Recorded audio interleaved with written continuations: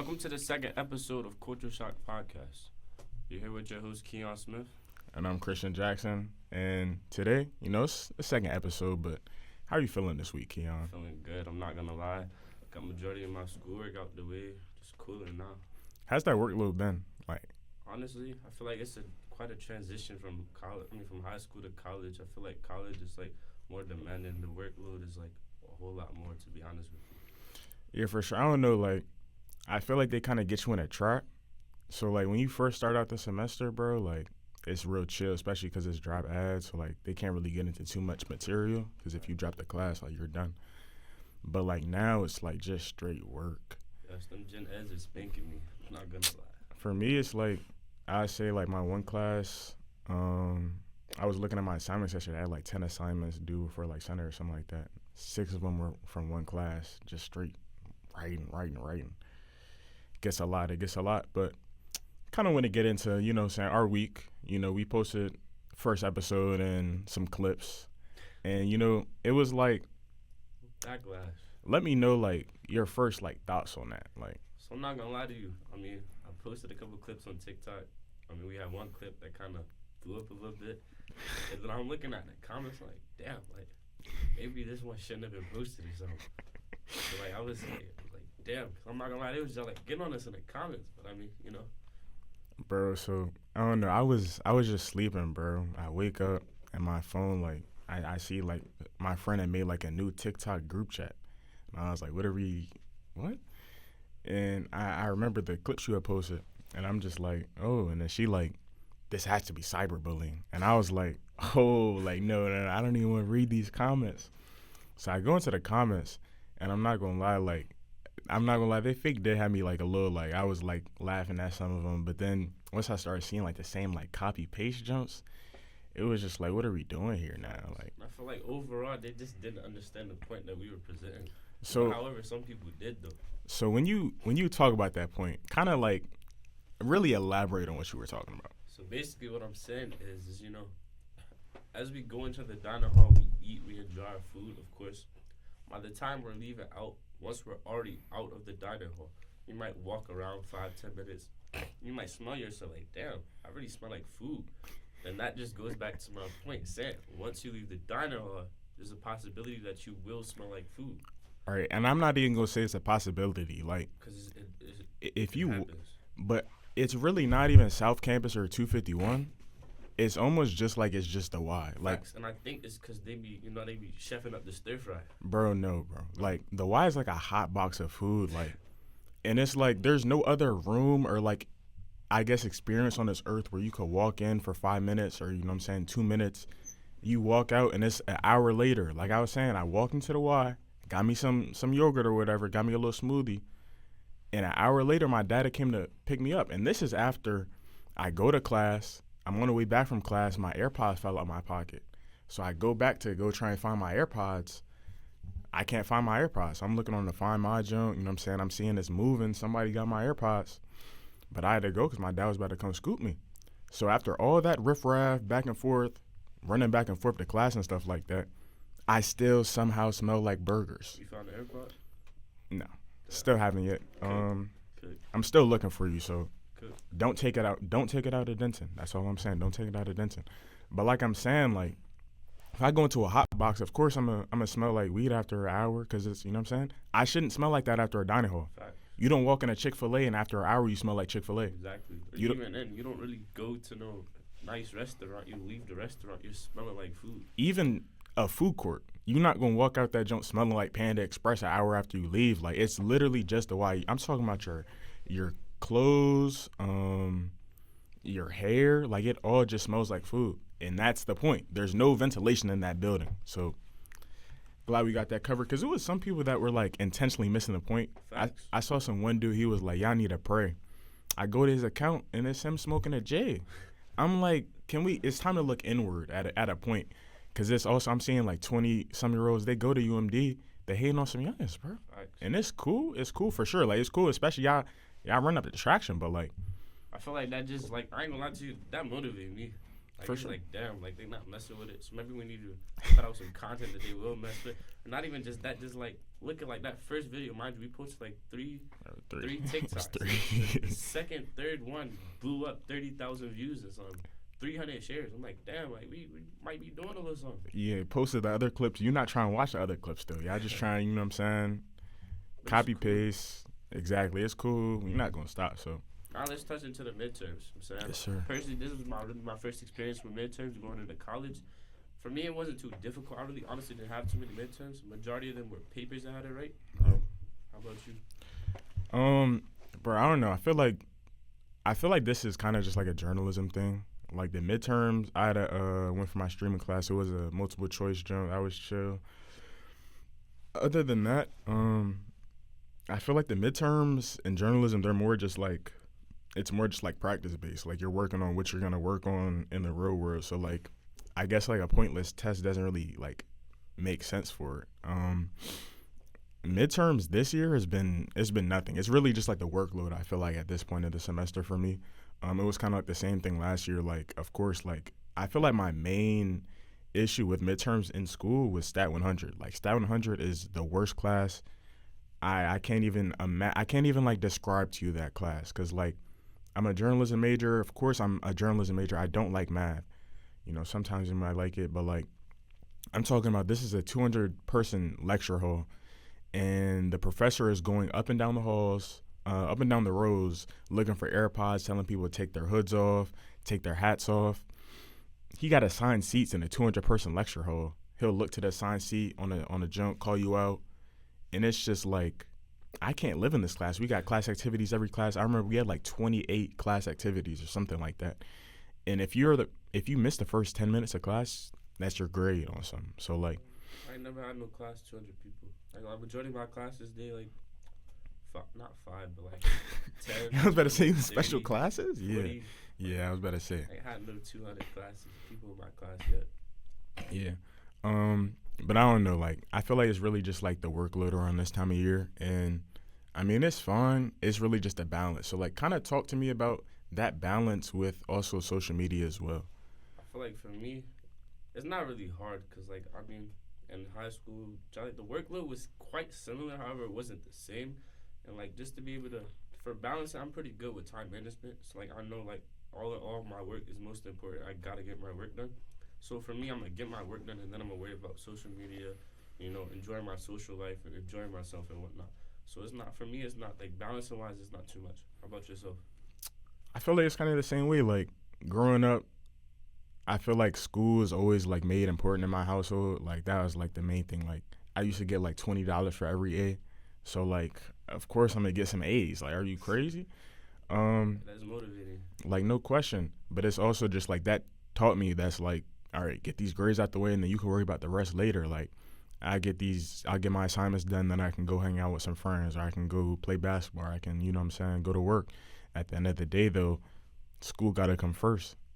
So I just feel like getting those assignments out the way, making sure that they're out the way and they're good. You're not just getting them out the way to get them out the way. You're actually learning the material. You're actually practicing.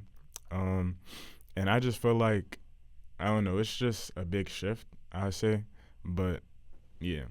Now let's talk about what we really didn't talk about in our first episode. Really, like the purpose of this podcast. Why we came together was like, let's start a podcast and name it Culture Shock. So essentially, what Professor Blackistone, Kevin Blackistone, he connected us. And at first I was like, oh, who's this Keon dude? Like, you know what I'm saying? He's just a freshman or whatever. We had chopped it up, and I seen like a little glimmer in his eye. You know what I'm saying? Like he was like locked in on something. You know what I'm saying? Like he was awoke because, you know, like we go back to some of the comments. You know what I'm saying? That some people they could be 20-something, they still haven't, you know what I'm saying, woken up for. And I just feel like I seen like a certain hunger. And we kind of just wanted to make a podcast where we could be like something on campus where people can just come to share their stories, and kind of just talk about life at a PWI, life here, but also just like the different, I guess it's different being at a PWI as, you know what I'm saying, black people. Student. So It's just, really, like I feel like our main goal and purpose is to highlight, not only to highlight, but like give out information to those maybe even a younger generation that's more interested in going to HBCU and overlooking the PWI. It's like not only overlook it, but like really look into it. Because like within certain schools, the black community is always going to be strong. You just got to find your people. For sure. Every time, like, that's why, like, even just starting trying stuff like the Black Student Union, stuff like that, like, it's gonna be a big group of people, but you're gonna find your group of people within that group of people at the end of the day. So I feel like kind of just highlighting that and making sure people know that at the end of the day, school is school. So I mean, of course, you're still gonna get a great experience at a HBCU. That's not to put them down or anything like that, because you're gonna get an amazing experience there.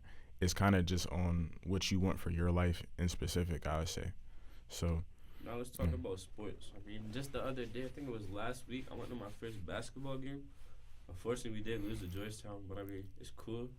So we bounced back last game. Who did we play? Alcorn State. Alcorn State. We beat them. So I mean, yeah, we should have beat them. I feel like going to the Georgetown game, it was demoralizing, bro. for real? When you experience the Crab Five as it was, and I'm not gonna drag it. The Crab Five was the Crab Five because we really didn't have any bench depth. We didn't really have anybody coming off the bench to take the heat off the starters. So the Crab Five had to be the Crab Five, or else we were going to be nothing, right? But you look at the team that we had last year, and the fact that everybody's gone. Kevin Willard took some of his guys. Some of the guys just left. Deshaun Harris-Smith, he was here. He went to Georgetown. That's why he was gonna boot all night. I feel like when you're in that environment with Derek Queen, Gillespie, Rice, Julian Reese, it's like the switch from that to just a bunch of Texas A&M dudes. And don't get it twisted, we got some hoopers. Miles Rice, he's a very tough hooper. Like, just watching him hoop, just how he was moving, get him to the league. He seems like he's in that next line of great Maryland guards. Like, but at the where is else? Like, we were 30 for 37 from the free throw line. We finished with 60 points, lost 70-60. At one point, we were 5 for 21 from the field. And it's just like the offense. It's like Maryland, we thrive off offense. You know what I'm saying? You get the spark plays from Jordan Geronimo to Fari Gapari last year, and it's sending Xfinity Center into whatever. But now it's just like you might get one block. Oh, let's go. I don't know. Like, only time went on. I mean, it was the first game. We did bounce back against Alcorn State, as you said. So I think I'm going to give them some time, let them build off of that. Now let's talk about the soccer team. I want to bring it back, though. All right, because I'll say, like, they definitely do need time to mesh and, conjoin. It's kind of just like the feeling of, like, we had something, like, special. And then just to have it all gone like that, it literally just feels like Maryland athletics all over again. Like, time and time again. But, yeah, soccer, I mean, another UMD athletic display. Literally. What did they? I think didn't they win the championship for their? They won the regular season championship. They were undefeated, and then coming into college, I saw that they were partying at Turfs over the weekend or something like that. Mm-hmm. Yeah, come into the semis, and we lose to UCLA 2-0. We using the soccer terminology. I don't know if we're bouncing back. Maybe next year. But yeah, I mean, it was a great season for them. It just seemed like maybe we thought, we won the title after, we partying at Turfs acting like we won the chip. You know what I'm saying? Gotta stay focused on the season, but it happens. I also do want to get back into Derek Queen, though, because you look at the Pelicans, and after what they did, this summer, they traded away their next first-round pick, right? So this year coming up. And you get Derek Queen, but you lose that first-round pick. Now, Derek Queen is looking like a stud. We knew he was going to be tough coming into the season. That's like just Maryland fans. We knew that. Right. And I feel like they can kind of take a different step now, because I feel like you open up a new timeline with Jeremiah Fears and Derek Queen. You can move off of Zion at this point. Maybe replenish some of those first-round picks, some of that draft capital. Maybe move off maybe Herb Jones, maybe not. Maybe Trey Murphy. But you have options now, I feel like, with Derek Queen hooping. But you also kind of want to get another big with him, because we saw Derek Queen with Julian Reese. He's not really a big, but he's a big. He's a skilled big. But you want an actual center next to him. And you want to surround him with shooters, as we saw with Gillespie, with Rodney Rice, with Celton Miguel. Even though I have some of my gripes with Celton Miguel, but he was still shooting that pill. But Derek Queen, I feel like he can set New Orleans up for years to come. So I think the same. I mean, I don't really know too much about basketball, but I mean, it's funny. I have been seeing a couple clips of him on TikTok. He's been cooking. He's been hooping, bro. Yeah. So I know a lot of like the Turk family. They're all happy. The alumni, everybody. So cheers to him. Did you see when he came to the football game? Like, I think it was the first football game of the season. Yeah. College Park the glaze was unreal. Like, I was just seeing so many TikToks. I seen he was cooling my mans at some apartment. Like, just seeing like a figure like that, like somebody who puts on for, you know what I'm saying, the state. It's really good to see, especially when he's really showing like he really does mess with Maryland and stuff like that. Like it really does mean a lot, especially being a Maryland kid as well. Like, I don't know, I feel like Maryland either means something or like a lot or just nothing to people that live in Maryland. So it's kind of just that little switch. But I kind of want to segue from Derek Queen, you know what I'm saying? I'm pretty sure he's a Curry brand athlete. At least, you know, he's been rocking the exclusive Currys back in Maryland and stuff like that. Curry brand and Under Armour parted ways. Sure. So Curry was with Under Armour for 13 years. And, of course, Under Armour being a Maryland company, I was always been like exposed to it, but Curry turned it to another level because Curry is Curry. Like I can't even like put it to words how like the impact that Steph Curry's had on my life as a young man. And just seeing him leave Under Armour is kind of crazy. Where do you think like he might go? Nike. If he goes to Nike, I'm gonna be mad, bro. Like, I mean, that's the next big thing, right? No, I told my mans, I was like, bro, if he goes to Nike, I'm going to be tight. Like, just keep a Curry brand. I feel like Curry brand, we rock out. You got the fan base. You know what I'm saying, sign us to an NIL deal. You know what I'm saying, Kamala Maryland podcast, sign us to an NIL deal, Curry brand. But yeah, it was crazy to see that. I saw Under Armour, their sales have been down for the past. I'm pretty sure their sales have fallen for the last 8 straight quarters. I know they've been rocky with some CEO. There's been like 2-3 CEOs recently, just kind of rotating that chair, and their shares have fallen about 40% this year. So let's really talk about it though. Like, honestly, be honest. Do you like Under Armour shoes? Like basketball shoes, not regular UA shoes. I rock myself, but like Under Armour basketball shoes. Under Armour Curry basketball shoes, yes. I can't go back to even with the new flow technology, the shoes are unreal. Like, they feel like you're walking on clouds. And I'm so geeked to get the Curry Series 7 because it looks like a basketball super shoe, genuinely. But the flow technology makes it feel like you're walking on clouds. I tried to go back to the Curry 6 that didn't use the flow technology, and I literally could not wear the shoe because I was like, it literally, like my ankle, I had ankle surgery. So, like, my ankle, like, it needs that, you know what I'm saying, extra cushion. And the Currys, it's like you're walking on air. And, like, yeah, I've been wearing Curry basketball shoes since he dropped the Curry 1. Like, I have not gotten a pair of Bronze or KDs or Kobe's after that. It's only been Curry since the Curry 1. Call me a Glazer all you want. I'm just not a fan of, like, UE basketball shoes. I know I don't hoop, but, like, even just by looking at them, I'm gonna go Nike. I ain't gonna lie to you. All right, but what Nike though? Nike?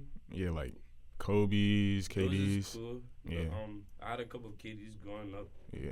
I think it's like the Ja 3s. Those Ja are 3, yeah, I would get them to rock off the court though. I'm not gonna lie, them is sweet. I'll cop some Ja 3s to rock off the court. And I feel like we need to bring that back. Like rocking basketball shoes off the court, like some Ja's, some Book 1s. I seen he had like this cherry wine colorway.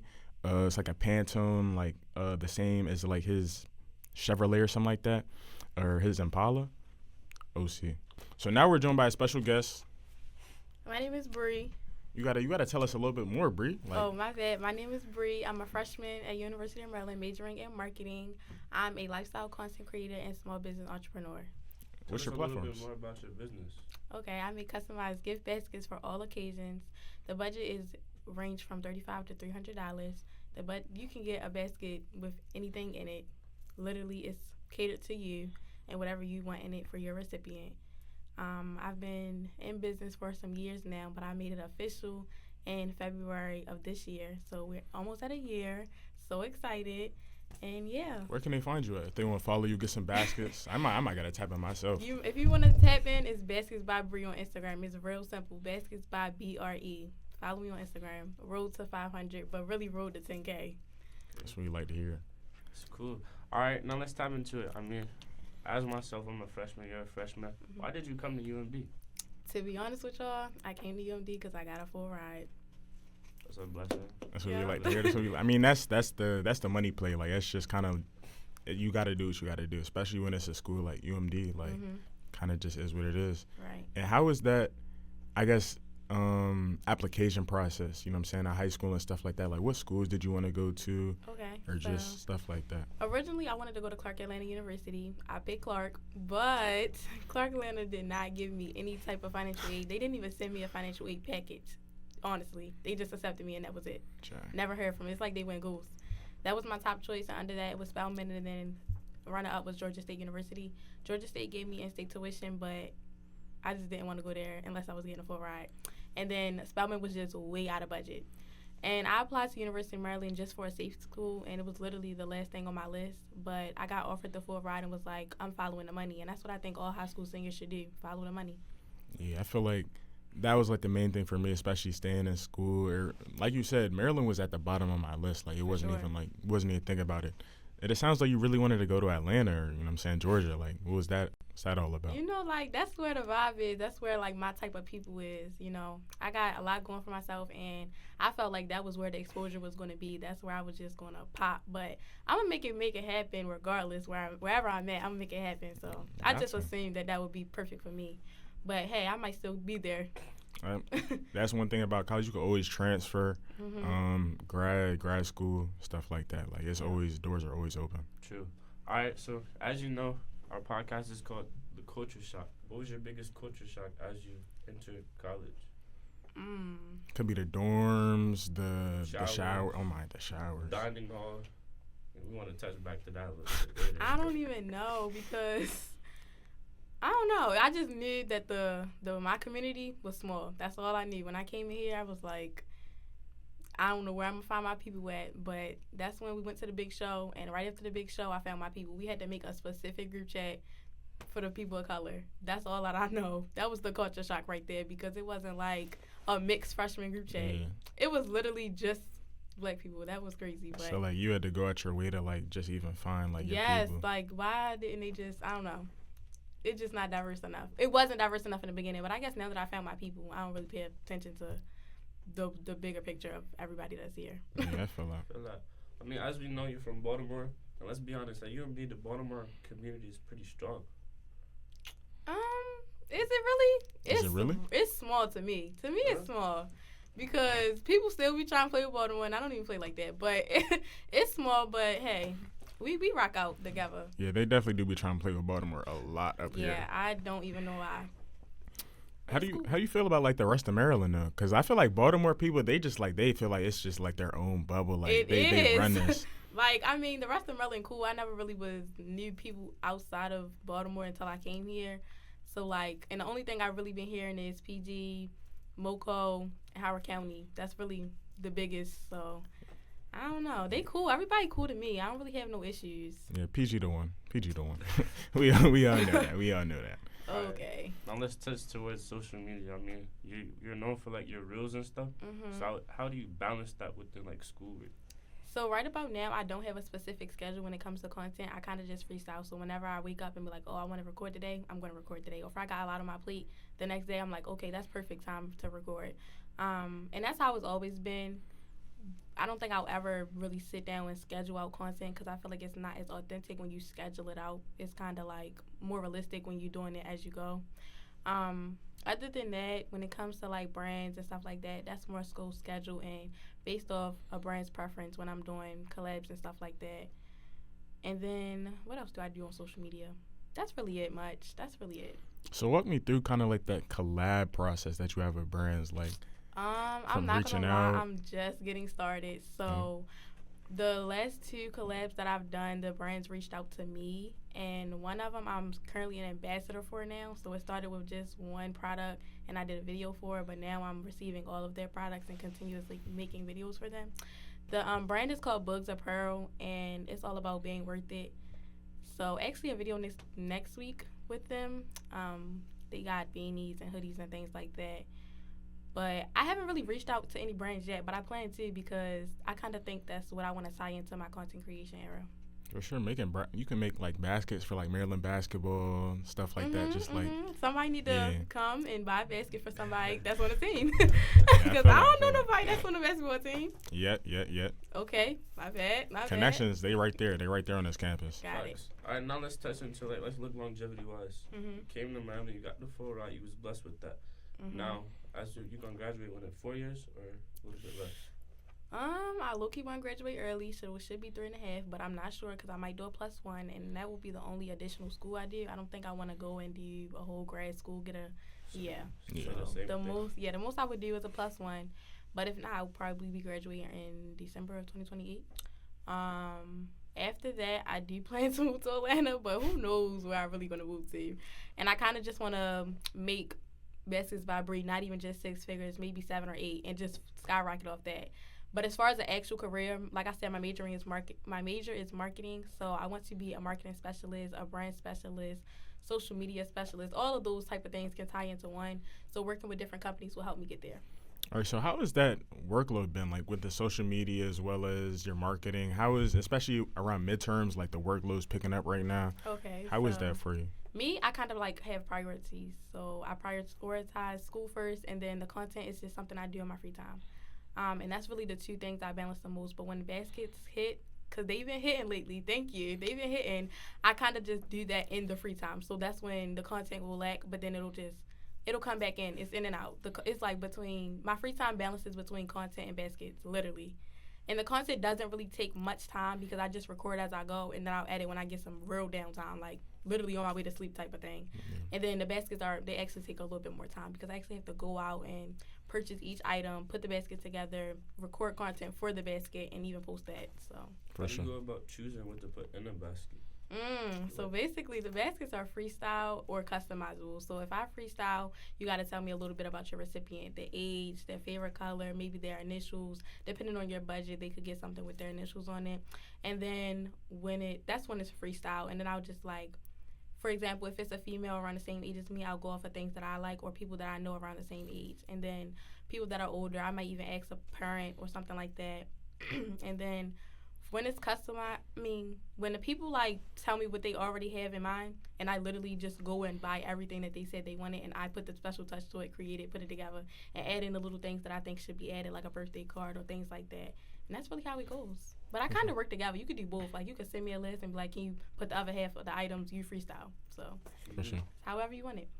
And what got you started with that? That's very specific. It's a lot of lashes, nails, repeat. Let me tell you. So basically, when I was younger, I was I'm like a gift giver, but I never had the money because I was a child. So I was like, what's an affordable thing that I can make for somebody? You know how we used to do arts and crafts? I made a basket. I made a gift basket, and it was cute. And I was like, can it be an affordable option for people that are my age? So I started off with baskets being $35 for Mother's Day, and I just kept going. So this is probably my 5th Mother's Day, not gonna lie, because I was just starting with Mother's Day Baskets by Bree. Before we was ever Baskets by Bree, if you know, you know, we was Mother's Day Baskets by Bree. So then it went to Mother's Day baskets, and then it went to Father's Day, but it's not as popular as Mother's Day, so that kind of died down, didn't really get no sales. And then I did Valentine's Day baskets. That took me out, though. That took me out. And y'all know, like I said, the business started February 20th, Valentine's Day February 14th. I took it and ran with it. Y'all gave me the sales for February. I made the business the next week. And now it's Baskets by Bree, and guess what? Valentine's Day coming up, so yeah. Yeah, I'm not gonna say you might have gained a new client for Valentine's Day, but you know what I'm saying. Maybe Christmas time. You know what I'm saying. How we looking with the Christmas basket? I'm so excited for Christmas. I'm thinking about dropping a campaign right before Thanksgiving break, and we're gonna do gift exchange sale. Because everybody don't celebrate Christmas, but a lot of people do gift exchanges, Secret Santa, White Elephant. It's the perfect time to get you a random customized gift basket. Because, they be having different budgets, and I got different budgets. So, say, for example, your Secret Santa gift budget is $50. Just hit me, $50 Secret Santa gift basket. I got you. No, I know you big on the social media. That's where people can reach out to you. Do you have a website or anything? So no website, because I do everything based off of Instagram, and since everything is specifically customized, it's better to have a conversation with the customer, and that's how people know that I'm actually a real person behind the business page. So no links yet, no websites, but it's just Baskets by Brie on Instagram, and then my main personal content creation page is my main personal Instagram, which is BBRR 3Es _. So 2 B's, 2 R's, 3 E's _. Oh, you've been practicing that. What? I just tell people my Instagram all the time. Indeed, indeed. I need 10K on that too. Run it up. Run it up. You got that. Let's sort of shift towards something else. So did you end up seeing our TikTok that kind of blew up on TikTok? All right. So first of all, the group chat sent me the TikTok. Like, I seen it was way too many shares, bro. Yeah, y'all got sent to the group chat. That's cool. And they said, whoa, why I'm not on here? I said, shh, I'm going to be on here tomorrow. And they was like, whoa. And I was like, yeah. But I didn't even get a chance to really look at it because I've been so busy. So I don't even know what y'all blew up about. Okay, so basically he was talking about how, like, we go into the Y, you walk in, you know what I'm saying, you eat, you leave, you smell like food. Now that was, I understand. I just thought to tell you what that. So I understand, like, what they were saying and, like, why they were, like, on us. But, like, the point is still valid. Like, you should not, you know what I'm saying, talk to me about your experience with the Y, the Y specifically. I don't really be eating at the Y. It's never know where to sit. So unless you go at the right times, and nobody don't have time for that. If I'm hungry, I'm hungry. But I don't know. I haven't been to the Y in a minute. But when I do go, it first of all, it already smells like food when you go in. So, like, that's normal. That's like a restaurant. Yeah. But, yeah, coming out smelling like food, immediately it's time to go to shower. So it's like a dinner time only thing. I can't go in there for breakfast and then go to class. Like, it's a crazy type of vibe, not going to lie. And then some of the foods have the strongest smells. No shade. But it's like, come on now. So, yeah, that's kind of crazy. Yes, especially, when you saying about, like, the hibachi, I just feel like it's just, like, some all that's the only on thing me, I bro. eat. Yes. Towards the back is like, yeah, I don't know. Kind of just gotta give it up. So what they was saying, like, they was not saying they don't agree with y'all? Nah, it was talking about licensing podcast equipment. Anybody making a podcast. You know, the copy paste podcast, little hate junk. You know what I'm saying? Like, man, everybody can do whatever you want to put your mind to. Like, come on, let's be for real now. Don't let me get the inspirational speaking on here. What? To be honest, I feel like that's like motivational. Yes, like, do whatever you put your mind to. And let's tap back towards motivational speaking. If you don't mind, you want to give, the people a little bit of motivation. Like I said, do whatever you put your mind to. If you want to make a podcast, make a podcast. If you want to do nails, do nails. You want to do lashes. And if you want to do hair, do hair. I mean, shoot, if you want to make a basket, go ahead. You can try. It's worth it. But, like, I don't know. I feel like everybody got their own specialty and everybody is to each his own. So I feel like one thing for me, like, when I was just, like, I guess, like, going through the situation and kind of just, like, understanding that social media, like, isn't real. And, like, it keeps, like, coming up and it keeps, like, making me realize that social media is not real because you'll have the same people telling you to, chase your dreams, stuff like that, do you. But then when it comes to some strangers on the internet that you don't know, you're going to say whatever to them. So I just feel like that's, like, another reason why social media isn't real. You just got to do you at the end of the day. Like, true. I do me, and social media can not be real, but that's why I do the most realistic content, and it's not always an aesthetic when it comes to me. It can do both because sometimes life can be an aesthetic and it can be hectic. But I tell people the same advice. Whether I know you or not, I'm always going to tell you to do whatever you want to do. It's a lot of money up there, and it's enough money for everybody. So that's how I look at it. Indeed. You're going to eat. Yes, even if it's not at the same table. Indeed. Heavy on that. Yep. Sure. All right, let's talk about fashion. You're from Baltimore. Ugh. Baltimore kind of big on fashion. Because, like, I don't know if I'm big on fashion. Like, I did the little trend yesterday. What it was called? Like, on TikTok when they were like, he come in and compliment my closet. Y'all saw that? Not at all. Only thing I seen is the quarter zips and matcha. Can I show y'all? The quarter zips and matcha. Oh, yeah. I just seen them on the notes, bro. Yeah, I only been seeing it on Instagram. I don't know what that is. This the song. Okay. Yeah, so I did that trend, and they was liking it. I was like, oh, I didn't even think I could dress, because I be on some cool-ish. I ain't going to lie. You came in a little fitted. Like, I'm going out to eat for my mother's birthday today. That's Happy the only reason. Yeah. Thank you. Happy birthday. It was for 11/11 though, sure. but we outside tonight. Okay. I be on some cool stuff. I really only dress up occasionally.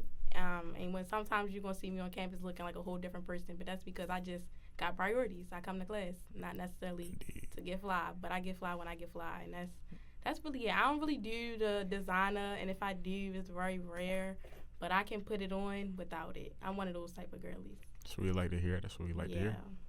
Now, as you see, I mean, you go to school like with how can I ask the question? As we see like business casual, that's big within like UMD. We all like every now and then we all gotta put on a suit. Yep. We might gotta dress business casual. That's my favorite part. I love to put on a suit, put on a nice business casual outfit. Do I have enough? No, because that's my major. I need to lock in. But I think I'm gonna do a series on that. Yeah. Y'all think I should? That's like every time I put on some business casual, it don't even got to be a suit. It's just like could be a nice quarter zip with a polo, nice some pants, some slacks, some nice dress shoes, or like some like fake designer jumps. And I'm saying stuff like that. Like it make you like, man, like I want to dress. Like this is nice. Like like it's like I'm really that. I'm really him. I'm really her. Because at that point you can go out in anything. Like it was homecoming and I was running for the football game. I had my, you know what I'm saying, nice polo, quarter zip, some slacks, and it's like I can go to the tailgate in this. And they like, you must have been doing something before this. You know like you looking like something. Like you looking like the man. Yeah. But I feel like this generation, like, it's always just the designer, this and that. But like you can just dress nice. Dress nice. Find stuff that's affordable for you. Exactly. Whatever's in your caliber.